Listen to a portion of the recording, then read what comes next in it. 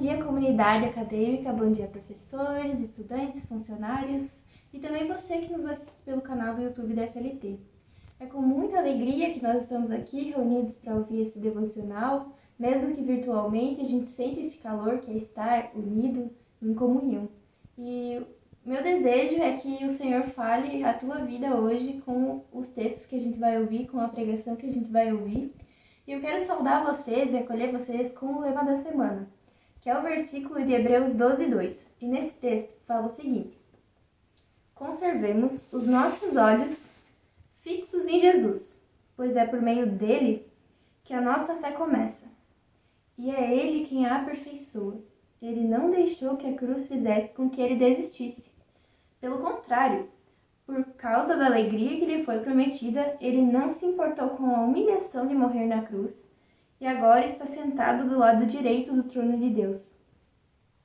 Esse texto ele quer nos dar ânimo diante das dificuldades que a vida cristã pode oferecer, diante do que é tomar a nossa cruz e seguir a Jesus Cristo, como é o que ele nos orienta. E é muito interessante e é muito animador que esse ânimo que esse texto quer nos dar não é sem fundamento, mas o fundamento dele é a atitude de Cristo Jesus, é o que Jesus mesmo fez.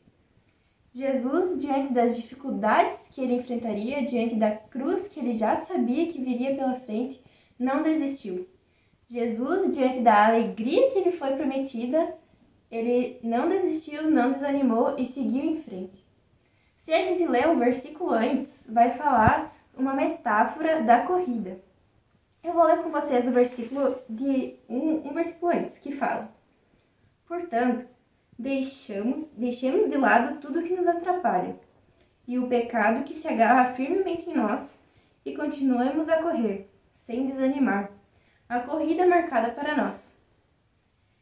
Para quem pratica o esporte da corrida, ou para quem já tentou, sabe que não é tão simples, não é só, eu vou correr e vou conseguir. Para mim, quando eu corro, é mais um exercício mental do que físico. Porque é muito difícil, às vezes eu penso, nossa, eu tô cansada, e eu nem tô, eu conseguiria correr mais. Ou eu penso, nossa, tá muito difícil. Só que quando a gente consegue atingir o nosso objetivo, é muita alegria, a gente realmente se sente muito satisfeito e sabe que isso vai nos fazer muito bem. E eu gostei muito que esse texto usa essa metáfora, porque é realmente, quando a gente pensa na alegria que a gente vai sentir no final, e quando a gente sabe que esse objetivo vai nos fazer muito bem, a gente continua, mesmo nas dificuldades. E é isso que o texto quer nos falar, que na nossa vida, muitas vezes, vai ter dificuldades. E vai ter dificuldades pelo simples fato da gente ser cristão. Mas, diante da promessa que nos foi prometida, nós não precisamos desanimar, porque a gente sabe que lá no final, quando Jesus Cristo voltar, nós vamos viver a vida eterna ao lado dele. E é bem interessante porque no capítulo 11 vai falar sobre os heróis da fé, sobre pessoas que viveram a sua vida, que correram a corrida sem desanimar, mesmo diante das dificuldades. Esse é um texto muito animador, porque realmente, agora, esse momento que a gente está vivendo é um momento de grande dificuldade. Então, eu quero animar vocês a não desistirem, a receberem esse ânimo que a palavra nos dá, que o próprio Jesus, com a sua vida, com a morte na cruz e ressurreição, nos dão. Eu convido todos vocês para o momento de oração. Senhor Jesus, muito obrigada porque nós podemos ler a tua palavra e receber consolo e ânimo para seguir as nossas vidas, para viver as nossas vidas. Obrigada porque a tua palavra é tão concreta, Senhor. Obrigada porque ela é tão real. Obrigada porque o Senhor fala aos nossos corações e nos anima. Peço que a gente consiga praticar isso, olhar para o teu exemplo, Senhor Jesus, e praticar em nossas vidas, que a gente faça assim como o Senhor fez. Também peço perdão pelos nossos pecados, porque muitas vezes nós não fazemos como é para ser feito. Nós não fazemos como o Senhor faria. Nos perdoa, Senhor. Obrigada por esse momento de devocional que podemos ter aqui reunidos, mesmo que virtualmente. Abençoa o nosso ouvir, abençoa o nosso falar e esteja conosco também no restante do dia. Em nome de Jesus, amém. Convido todos vocês para um momento em que cantaremos um hino.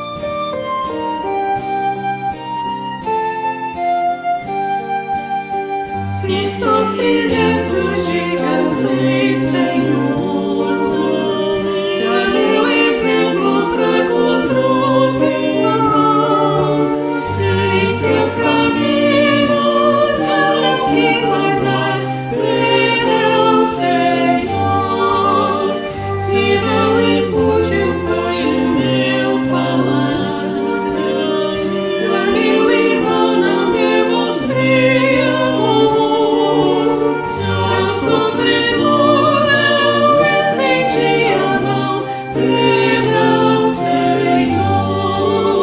Se indiferente foi o meu viver, tranquilo e calmo sem lutar por ti,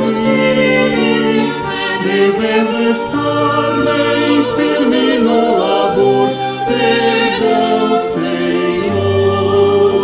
Escuta, ó Deus, a minha oração e vem livrar-me de certezas mil. Transforma minha vida entregue a ti. Amém, Senhor.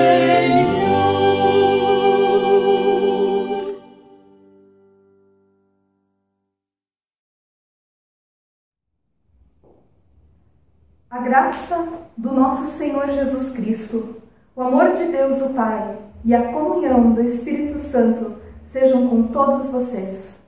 Amém. Quantas dores, quanto sofrimento temos visto ao nosso redor nestes últimos meses. Irmãos esperando que uma mão lhe seja estendida, que uma lágrima seja enxugada, que a fome seja saciada, que a violência e a opressão tenham um fim. Quantas vozes estão a clamar por socorro em meio às angústias diárias.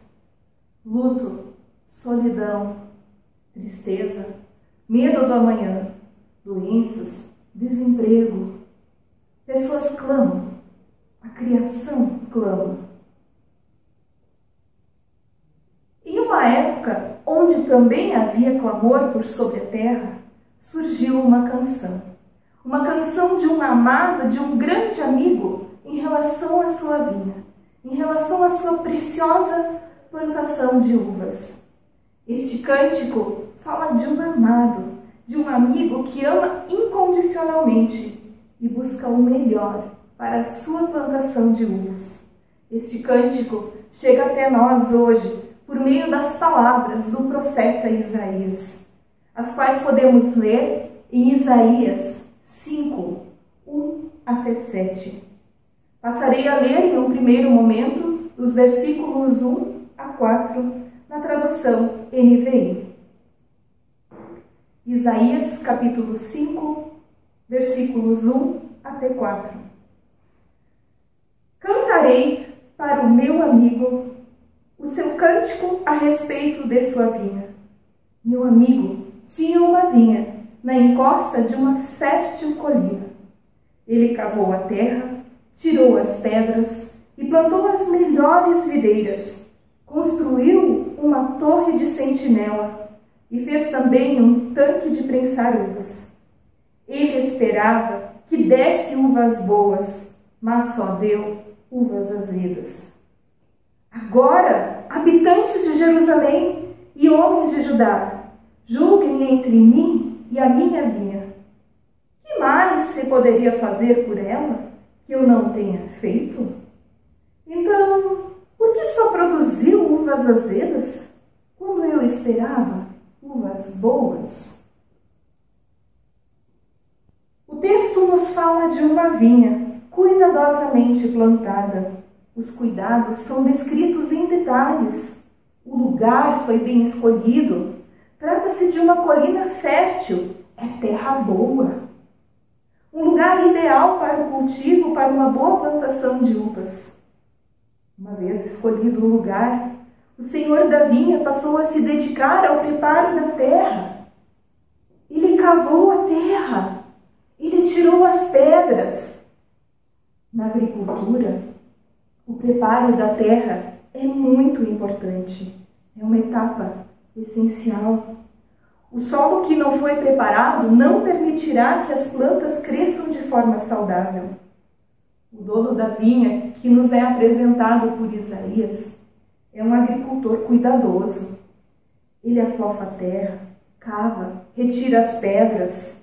Ele não deixa o solo duro, mas trabalha a terra para receber as plantas. Quanto às mudas de videira, ele escolheu as melhores que existiam. Eram mudas de qualidade. E ele as planta no solo que havia preparado. Nesta vinha havia também uma torre de sentinela, uma torre de vigia, da qual a plantação poderia ser observada, vigiada e cuidada constantemente. Ou seja, não era uma vinha abandonada, mas ela recebia cuidados constantes. Com toda essa dedicação, era esperada a colheita. E para o momento da colheita, o dono da vinha cavou um tanque de prensar uvas, um lagar, onde as uvas colhidas seriam prensadas, onde se obteria o suco da uva. Sim, ele esperava a colheita de uvas boas, provenientes da vinha que havia cuidado com tanto amor. Mas a vinha produziu uvas azedas, uvas bravas. O Senhor da vinha, então, coloca a situação diante dos seus ouvintes, os habitantes de Jerusalém, os homens de Judá. Estes deveriam julgar entre o dono da vinha e a sua vinha. Quem ganharia a causa? O Senhor da vinha pergunta aos seus ouvintes: que mais se poderia fazer por ela que eu não tenha feito? A resposta é clara e fica subentendida aqui. Não havia mais nada que o Senhor da vinha pudesse ter feito. Ele havia se dedicado ao máximo a ela. Então surge outra pergunta: por que só produziu uvas azedas quando esperava uvas boas? Os ouvintes são colocados na posição de juízes. Podemos imaginar a situação dos ouvintes que deveriam julgar essa causa? Ao que tudo indica, é uma decisão muito fácil de tomar. Com todas as evidências apresentadas, não haveria dúvidas de que o Senhor da vinha não teve culpa e que a vinha trazida diante do júri deveria ser condenada. O texto continua. Nos versículos 5 e 6 diz: pois eu lhes digo o que vou fazer com a minha vinha.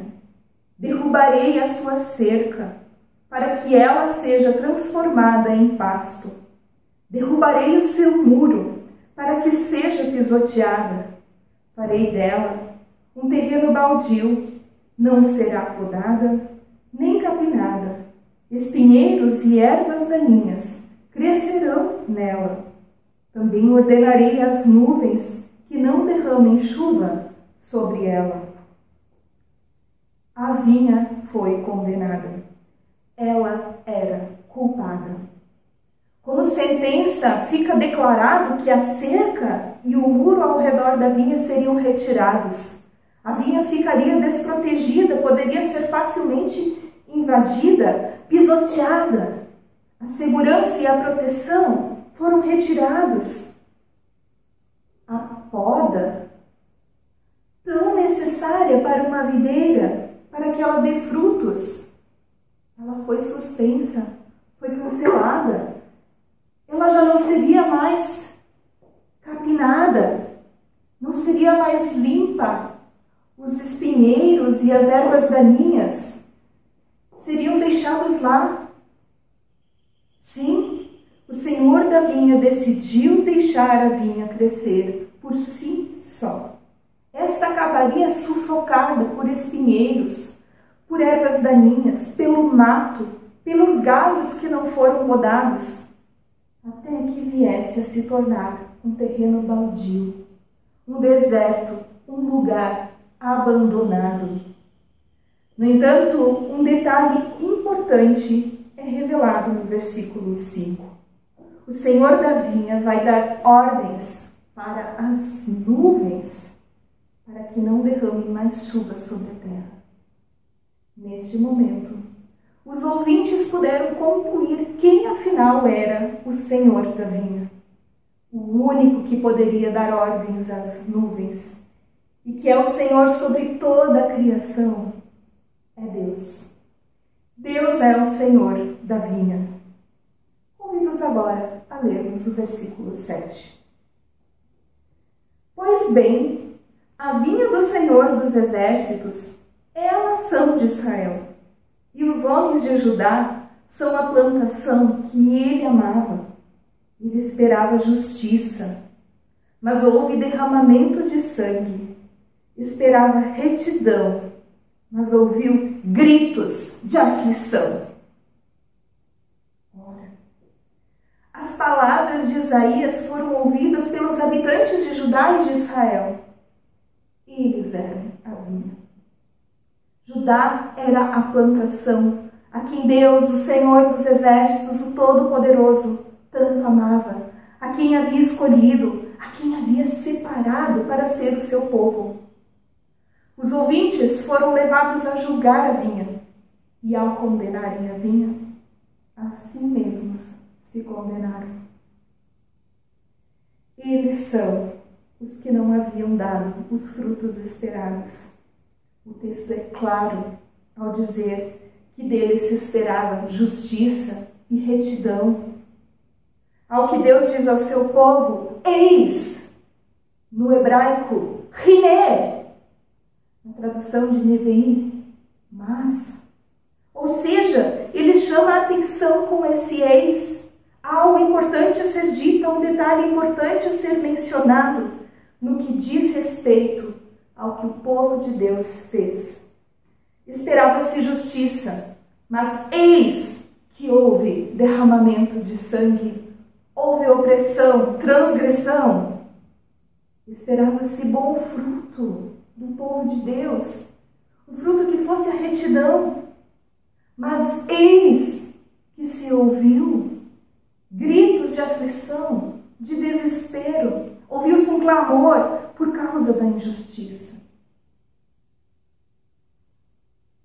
Essas palavras se encontram no início do ministério de Isaías, na época em que Peca era rei de Israel e Jotão era rei de Judá. De acordo com 2 Reis 15, Jotão fez o que o Senhor aprova. Mas quanto ao povo, quanto ao que ocorria em seu território, disse que os altares idólatras não foram derrubados.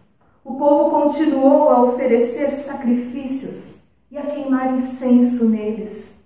Segunda Crônicas 27, 2, nos informa que neste período o povo prosseguiu com suas práticas corruptas. Havia corrupção e idolatria entre o povo. O rei fazia o que era reto e teve bom êxito naquilo que fez. Fez obras, construções.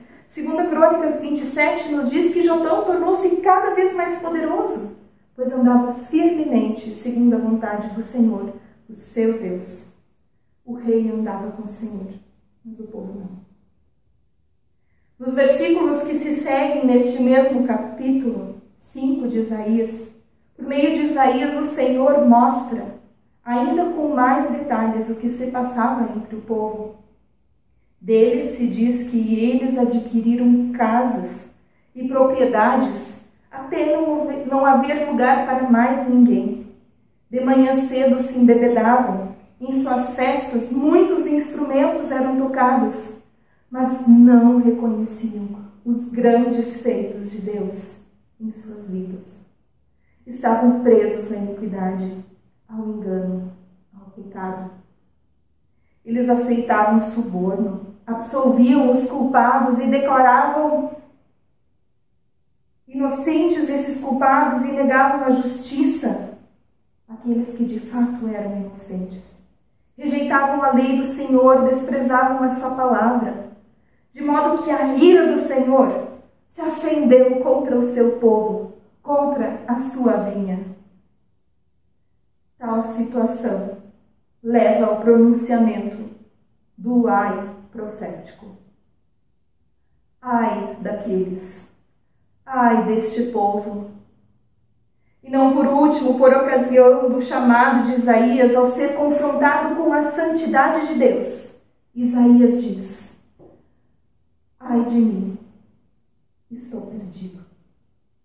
Sou um homem de lábios impuros e vivo no meio de um povo de lábios impuros. Os meus olhos viram o Rei, o Senhor dos Exércitos. Isaías reconhece o seu pecado. Isaías reconhece que faz parte deste povo que se encontra sob o juízo de Deus. Isaías reconhece que também ele faz parte da vinha, que é tão amada, que foi tão bem cuidada pelo seu Senhor. Ao proclamar essas palavras de juízo, surge a esperança de que o povo se volte para Deus, que restabeleça as relações com Ele, que tenha um encontro com Deus e assim mude o seu comportamento. Também hoje, somos chamados a olhar para Deus, a reconhecer o seu grande amor e cuidado para conosco. Somos chamados para olhar para a nossa vida e reconhecer o nosso pecado, individual ou coletivo, a nossa culpa, a nossa falta de justiça e retidão. Somos chamados a nos voltarmos para o Senhor, a nos relacionar com Ele, a buscar conhecê-lo em Sua palavra e deixar essa palavra viva nos moldar, nos transformar. O relacionamento verdadeiro com Deus deve levar o povo de Deus, deve nos levar a ir ao encontro do nosso próximo, a praticar a justiça, a fazer valer o direito das pessoas, olhando para elas como alvos da bênção, da aliança de Deus, agindo com responsabilidade. Deus é justo e age com retidão. Deus é aquele que continua fiel à sua aliança com o seu povo. Deus cumpre a sua parte mesmo quando o ser humano lhe vira as costas, mesmo quando sofre o abandono. Deus também é justo juiz. A sua ira, o seu juízo são reais. Mas a sua misericórdia e o seu amor o levam a empenhar-se ao máximo em favor de seu povo, de fazer de tudo para que o povo se volte novamente para Ele. Ele envia o seu Filho a este mundo para salvar aquele que se encontra perdido, para salvar o povo dos pecados deles. No Novo Testamento, Cristo é a nossa justiça. Ele é a videira verdadeira que cumpriu a justiça e a retidão que se esperava da vinha Israel, que se esperava do seu povo amado. Em João 15, Jesus Cristo diz que Ele é a videira verdadeira e que Deus, o Pai, é o agricultor. Ele é a videira e nós somos os ramos. Aquele que permanecer nele, o ramo que permanecer unido à videira vai dar fruto. Sim, ele deixa claro que sem ele nada podemos fazer. É preciso estar unido a Cristo, que é a videira. Permanecer ligado à videira, que é Cristo, tem implicações éticas, tem implicações na forma como eu lido com o meu próximo e com a criação. Tem a ver com praticar a justiça e agir com retidão. Quem se sabe amado por Deus é livre para amar o próximo. Em João 15 temos as palavras de Jesus onde ele diz: amem-se uns aos outros. O amor é fruto esperado daquele que permanece ligado à videira. O amor ao próximo é o que me leva a praticar a justiça e a retidão. É por estar unido a Cristo que não vamos agir com indiferença para com a dor, para com o sofrimento dos outros, para com aqueles que estão sofrendo porque perderam alguém, para com aqueles que se encontram doentes e aflitos, que estão com fome, que estão em busca de emprego, que não estão conseguindo lidar com as mudanças e com os muitos sofrimentos que o Covid-19 trouxe. O amor nos leva a não olhar com indiferença para as queimadas da Amazônia, do Pantanal. João 15 também menciona o juízo de Deus.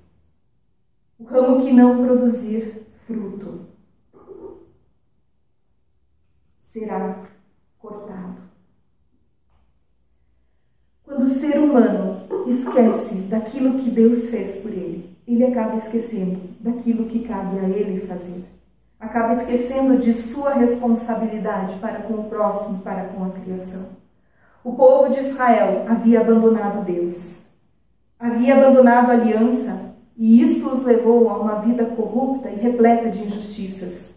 Ao experimentarmos o amor incondicional de Deus por nós, somos levados a amar o nosso próximo, a cuidar da criação, a praticar a justiça, a agir com retidão, como sinal de gratidão por tudo o que Deus, o Senhor da vinha, tem feito, por tudo aquilo que Ele é. Ele continua sendo agricultor, que cuida da vinha, que limpa, que poda, que nutre a minha e a sua vida. Que possamos permanecer unidos à videira que é Cristo, pois sem Ele nada podemos fazer. Amém. Convido a todos e todas vocês para um momento de oração que irá acontecer na nossa sala online. O link se encontra logo abaixo da descrição deste vídeo. Até lá!